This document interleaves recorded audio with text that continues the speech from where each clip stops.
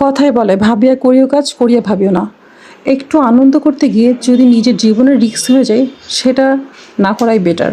কারণ যাদের হার্ট দুর্বল তারা এই ধরনের রাইড থেকে এড়িয়ে চলুন, কারণ এই ধরনের রাইডে উঠলে অনেকে নিজেকে কন্ট্রোল করতে পারে না। এই মহিলাটি যেভাবে লাফ দিতে চেষ্টা করছিল ওখান থেকে, তো উনি নিজেকে কন্ট্রোল হারিয়ে ফেলেছেন, নিজের সেন্স হারিয়ে গিয়েছিল। তা না হলে কেউ এই চলন্ত জায়গা থেকে কেউ লাফ দিতে চায়?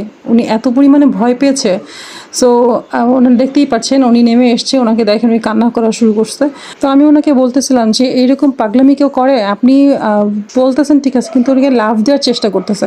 যাই হোক, সবার কাছে রিকোয়েস্ট করবো, আপনারা যারা আনন্দর জন্য অনেক সময় সেন্স হারিয়ে ফেলেন, তো আপনারা ভেবে চিন্তে করবেন অ্যান্ড ভেবে চিন্তে আপনার যে কোনো রাইডে উঠবেন। কারণ এই ধরনের রাইড, সবার হার্ট তো একরকম না, তাই না? কারো হার্ট দুর্বল, কেউ সাহসী, কেউ একটু ভীতু।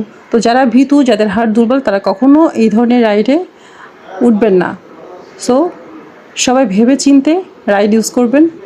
একটু আনন্দ করতে গিয়ে নিজের জীবনের ঝুঁকি নিয়ে সেই আনন্দ না করাই ভালো। তো তার জন্য বলবো, অবশ্যই সবাই সাবধানতা অবলম্বন করবেন, নিজেকে সেফ রাখার চেষ্টা করবেন। ভালো থাকবেন। আল্লাহ হাফেজ।